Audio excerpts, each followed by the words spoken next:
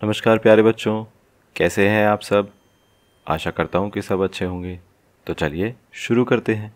आज हम करेंगे वर्कशीट नंबर 105। ये हमारी मैथमेटिक्स की वर्कशीट होने वाली है 10 नवंबर 2020 की। इधर बच्चे अपनी क्लास का सेक्शन लिखेंगे, इधर अपना नाम लिखेंगे, इधर अपने टीचर का नाम लिखेंगे। आज हम सीखने वाले हैं analyse data from table and bar graph, यानी हम डेटा जो होता है, आंकड़े जो होते हैं, उनको हम एनालाइज करेंगे, समझेंगे। कहाँ से? एक टेबल से और एक बार ग्राफ से। टेबल और बार ग्राफ क्या है? ये देखिए, ये टेबल है और यहाँ पर ये नीचे बार ग्राफ बना हुआ है। ये क्या होते हैं, कैसे बनते हैं, वो हम देखेंगे इस वीडियो में। हमारे इस वर्कशीट का टाइटल यानी शीर्षक है दिल्ली में वायु प्रदूषण। तो दिल्ली में जो वायु प्रदूषण हो रहा है, हवा में जो पोल्यूशन है, प्रदूषण है, आज हम उसके बारे में कुछ डेटा पढ़ेंगे और उसको एनालाइज करेंगे, उसको समझेंगे। चलिए शुरू करते हैं। आप सभी ने आजकल समाचार में सुना ही होगा कि हमारे वातावरण में प्रदूषण की मात्रा बढ़ती जा रही है। साइना ने एक दिन अखबार में दिए गए दिल्ली के कई इलाकों के वायु प्रदूषण सूचकांक यानी एयर क्वालिटी इंडेक्स की सूची देखी, जिसे AQI भी कहते हैं। यानी एयर क्वालिटी इंडेक्स का क्या मतलब क्या है? वायु प्रदूषण सूचकांक, यानी ये हमें ये बताता है कि कौन से दिन किस एरिया में कितना पोल्यूशन है। ठीक है, ये इस पोल्यूशन को मापने का एक तरीका होता है। अब देखिए यहाँ पर ये टेबल है, ये उसको डेटा मिला था। इलाका यानी एरिया बताया हुआ है इधर, और इधर उनका AQI बताया हुआ है। तो पूसा में कितना था? 309। दिल्ली विश्वविद्यालय में कितना था? 329। लोधी रोड पर था 239। आया नगर में था 228। चांदनी चौक में था 366। ठीक है, तो ये हमारे पास कुछ डेटा उन्होंने दिया हुआ है। ये किस फॉर्म में लिखा है, किस तरीके से लिखा है? ये एक टेबल है। ठीक है, चलिए आगे देखते हैं। अखबार में इस जानकारी को बार चार्ट के माध्यम से भी दिखाया हुआ था। तो यही जानकारी जो है, देखो यही टेबल जो है, इसी टेबल को यहाँ पर बार ग्राफ से, बार चार्ट से दिखाया हुआ है। ठीक है, अब ये कैसे बना है ये देखिए, इसको समझते हैं हम। यहाँ पर देखिए, दो तरह की मेन चीज़ें होती हैं। एक तो ये वाली लाइन होती है जिसको हम वाई एक्सिस बोलते हैं, और एक ये नीचे वाली लाइन होती है जिसको हम एक्स एक्सिस बोलते हैं। यहाँ पर अब इन दो चीज़ों पर कुछ ना कुछ आंकड़े दिखाए जाते हैं। देखिए इधर भी कितना है, एक तरफ हम एरिया दिखाएंगे, एक तरफ हम AQI दिखाएंगे। तो यहाँ पर नीचे हमने एरिया दिखा दिया, पूसा, दिल्ली, लोधी रोड, आया नगर और चांदनी चौक। और इस तरफ क्या है? इस तरफ हमारे आंकड़ों की संख्या लिखी हुई है। ठीक है, यहाँ पर AQI बताया हुआ है कि अगर ये 0 है, ये 50, 100, 150, 200, 250, ठीक है, ऐसे बढ़ता जा रहा है। तो इस तरफ क्या है? AQI है इस तरफ। ठीक है, एयर क्वालिटी इंडेक्स। और इस तरफ क्या है? इस तरफ हमारे अलग अलग ये हैं एरियाज़ जो हैं वो बताए हुए हैं। तो जैसे इसको पढ़ना कैसे है ये देखिए, ऊपर देखते हैं पहले टेबल में। ये देखिए यहाँ पर पूसा का AQI कितना था? 309। तो इसको हम बार ग्राफ में कैसे दिखाएंगे? यहाँ पर नीचे हमने पूसा लिखा, तो ये जो बार यहाँ पर बनी हुई है इसको हम कहाँ तक उठाएंगे? 0 से लेकर 309 तक इसको उठाएंगे। ठीक है, तो हमने क्या दिखा दिया कि पूसा का AQI 309 है। वैसे ही दिल्ली विश्वविद्यालय का AQI, इसको हम 0 से उठाकर कहाँ तक ले जाएंगे? 329 तक। ये देखिए इधर हम इसको मैच कर सकते हैं, ये इतना ही आएगा। यहाँ पर देखिए, ये देखिए ये जो लेवल है इसको हम यहाँ पे जब मैच करेंगे तो यहाँ पर 309 ही होगा। ठीक है, इसको अगर हम मैच करेंगे इधर ऐसे, तो यहाँ पर कितना होगा? 329 होगा। वैसे ही लोधी रोड का अगर हम इधर मैच करेंगे तो इस बार को कितना ऊपर उठाया हुआ है? 239 तक उठाया हुआ है। ठीक है, तो इस तरीके से हमारे बार ग्राफ बनाए जाते हैं। यहाँ पर एक्स एक्सिस पे हम एक चीज़ लिखते हैं और वाई एक्सिस पे एक चीज़ लिखते हैं। ठीक है, यहाँ पर हमने एक्स पे क्या लिखा है? अलग अलग जगह के नाम लिखे हैं। और वाई एक्सिस पे क्या लिखा है? हमने AQI लिखा हुआ है, एयर क्वालिटी इंडेक्स लिखा हुआ है। तो इस तरीके से एक टेबल से हम एक बार ग्राफ बना सकते हैं। क्यों बनाते हैं बार ग्राफ? ठीक है, सीधा सीधा टेबल में क्यों नहीं पढ़ लेते? देखो बेटा, हमारे पास जो है समय का बहुत अभाव होता है, समय की कमी होती है। तो एक तरीके से जब हम ये टेबल देखते हैं तो हमें ये पूरी टेबल पढ़नी पड़ती है। ठीक है, ये तो छोटी ही टेबल है, लेकिन जब आप कोई बड़े अफसर बन जाते हैं तो आपको ऐसी बहुत बड़ी बड़ी टेबल देखनी पड़ती है। तो समय आपके पास कम होता है, तो सबसे मेन कारण होता है कि समय बचाने के लिए इस तरह का आप ग्राफ बना सकते हैं। यानी इसको 1 सेकंड में ही देखते ही आपको पता चल जाएगा कि ये देखो, ये वाले एरिया में सबसे ज़्यादा पोल्यूशन है। फिर आप इसी को देखोगे कि ये एरिया कौन सा है? चांदनी चौक है। लेकिन अगर आप ये वाली टेबल पढ़ते तो इसमें आपको ये सारे पढ़ने पड़ते और उसको समझने में बहुत ज़्यादा समय लग जाता। तो सबसे आसान तरीका जो होता है चीज़ों को, आंकड़ों को, डेटा को समझने का, वो इस तरीके के ग्राफ बनाकर होता है। ऐसे बहुत सारे ग्राफ हम बना सकते हैं। इस वाली वर्कशीट में हमने बार चार्ट यानी बार ग्राफ जो है वो बनाया हुआ है। तो एक तो मेन कारण हो गया बार ग्राफ बनाने का कि इसको जल्दी से समझा जा सकता है। ये एक चित्र तरह से दिखता है, जैसे एक चित्र होता है उस तरीके से आप इसको देख सकते हैं और फटाफट एक ही सेकंड में आपको पता चल जाएगा कि कौन से एरिया में सबसे कम है, कौन से एरिया में सबसे ज़्यादा है। तो ऐसे समझने के लिए इन चार्ट्स का उपयोग किया जाता है, इनको बनाया जाता है। डेटा यानी आंकड़े जो है वो इन दोनों में सेम ही है।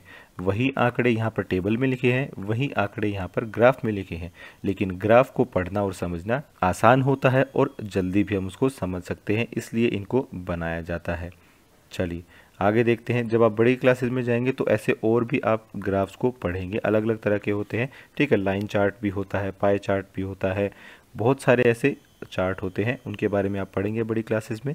साइना इस बार चार्ट के द्वारा कई प्रश्नों के उत्तर ढूंढ रही थी। क्या आप इन प्रश्नों के उत्तर ढूंढने में उसकी मदद करेंगे? यानी ये जो यहाँ पर बार ग्राफ बना हुआ है, बार चार्ट बना है, हमें इसकी मदद से नीचे के प्रश्नों के उत्तर ढूंढने हैं। आइए देखते हैं। पहला क्वेश्चन क्या है? दिल्ली के कौन से इलाके में वायु प्रदूषण सबसे कम है? देखो फटाफट से हम देख लेंगे कि कौन से एरिया में सबसे कम है। कैसे देख लेंगे जल्दी से? तो जिस बार की हाइट यानी जिस बार की ऊंचाई सबसे कम है वहीं पर पोल्यूशन सबसे कम है। तो ऐसा कौन सा एरिया है? देखिए एक ही सेकंड में हमें पता चल जाएगा कि आया नगर जो है वहाँ पर सबसे कम है, ठीक है।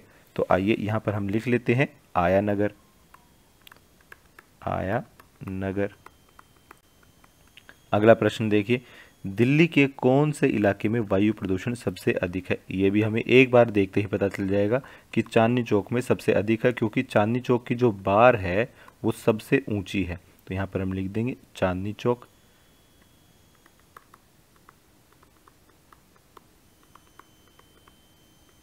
चलिए तीसरे प्रश्न पर आ जाते हैं। चांदनी चौक में आया नगर से कितना अधिक वायु प्रदूषण है? यानी यहाँ पर हमें सॉल्व करना पड़ेगा कि चांदनी चौक में कितना है और आया नगर में कितना है और उनमें कितना डिफरेंस है कि चांदनी चौक में कितना अधिक है। तो चांदनी चौक में 366 है, आया नगर में 228 है। तो सीधा सीधा हम ये करेंगे, 366 में से 228 घटा देंगे और हमारे पास बच जाता है 138। तो इतना ज़्यादा है चांदनी चौक में।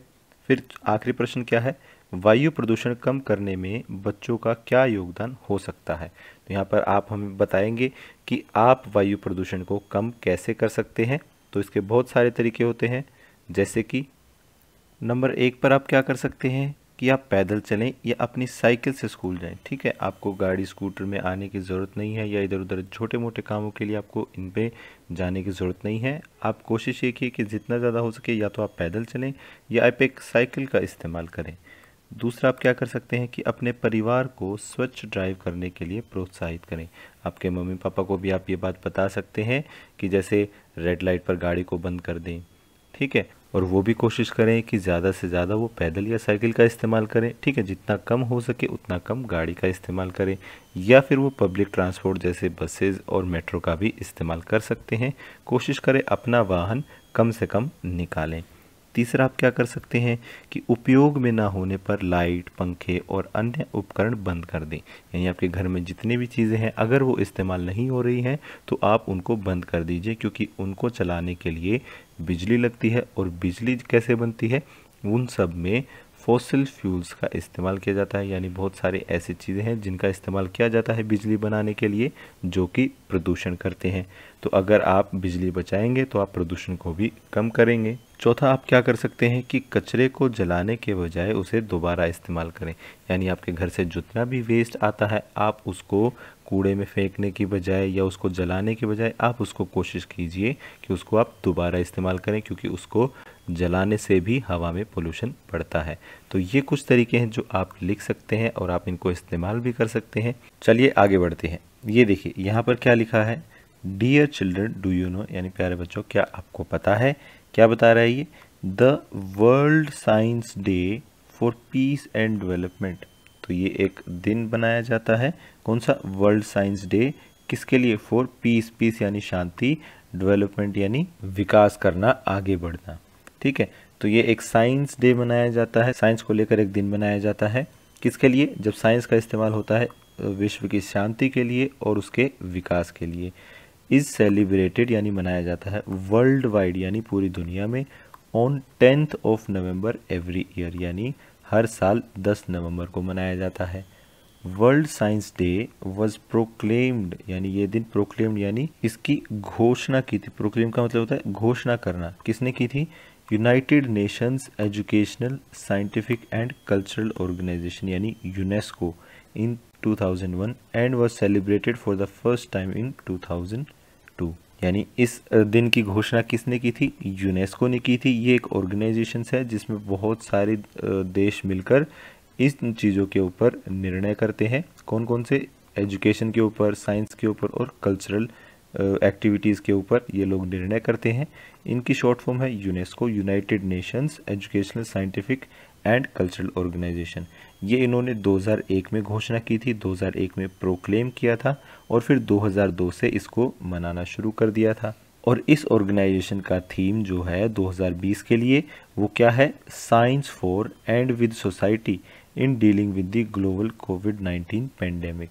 यानी 2020 में इनका थीम यानी इनका मेन फोकस क्या रहेगा? इनका ध्यान कहाँ पर रहेगा? साइंस फॉर यानी साइंस का इस्तेमाल करेंगे। किसके लिए? सोसाइटी के लिए। और सोसाइटी के साथ यानी सोसाइटी का क्या मतलब होता है कि हम लोग, जो आपकी जनता होती है, पूरे वर्ल्ड की जो पॉपुलेशन है उसको ये सोसाइटी बोल रहे हैं।